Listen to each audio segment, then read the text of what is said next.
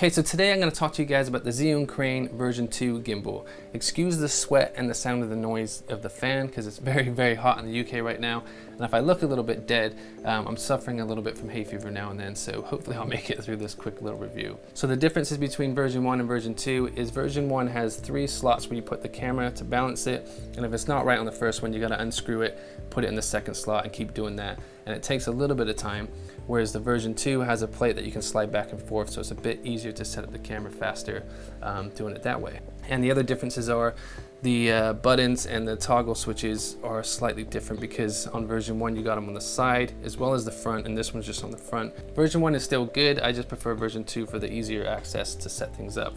And obviously both gimbals are toolless, which is really, really amazing because you don't want to mess around with tools when you're on set. So also pick up this cable because it also triggers start-stop record for cameras like the Panasonic and Sony. And once it's set up, all you do is you tap the power button twice and it starts recording, and then you tap it twice again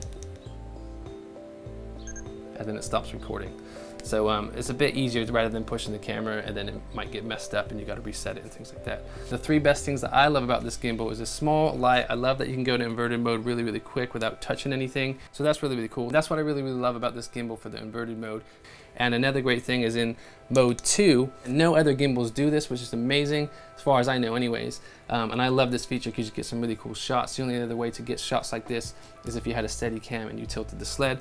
So basically in mode 2, when you tap it twice, you just tilt left.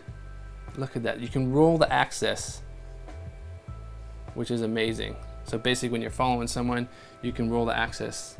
It doesn't go a full 90 degrees, but it's all right for what it does, and you can get some cool shots, and I really, really like that. And that's an amazing feature.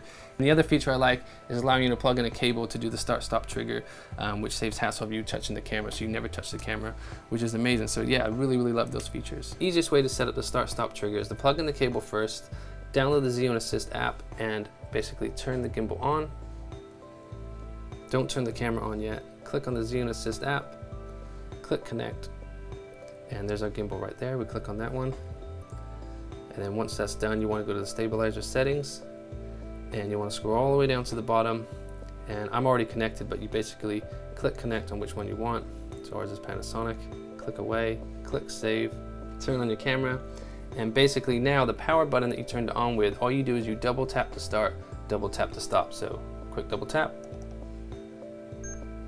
recording, and you have basically another double tap to stop. I find you have to do them really quick and accurate, otherwise it won't recognize it. So yeah, that's about it. So when you first turn it on, the first mode you're in is it'll pan with you, but it won't tilt. So when you go down like that, it will stay solid, almost like a jib. And then if you click the mode button twice, it will now pan down with you and pan up. And then you also have selfie mode, I guess, 1, 2, 3. And then it's got selfie mode and 1, 2, 3 to go back. But the modes I like is 1 because I can follow a subject and go down and go to inverted mode nice and quick. Yeah, I just love that. I just love how you can be shoulder and head height and then pan down, you go straight to their feet and then pan straight back up, and it's just solid and it's just really, really good rather than changing modes and messing up, and you can get that in one shot. I think that's really, really cool. Obviously the Ronins can do that, but it's a little bit tricky to do because you got the both handles like that, or you switch handles and you might see a slight bump in between the switches. I have seen footage online with the GH5 and the Sigma 18-35. Me personally, I think the lens is a little bit too heavy, so you won't get the best performance out of it. You could probably set it up so you're literally just going straight and following a subject. But if you want to go from straight up to the feet shots and then panning around, and I don't know, I think it might be just a touch too heavy. I still can't get the configuration 100% perfect on it.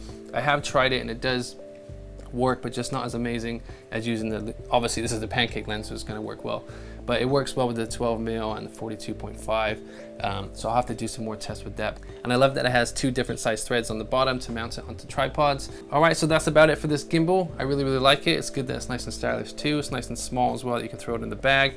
The batteries are a bit bigger than the version 1. You can buy separate batteries, which are only like 30 pounds as well. So that's cool to keep those on you. That's about it. Thanks for watching this video. I hope it helps some people out. And that's about it. And I'll check you next time.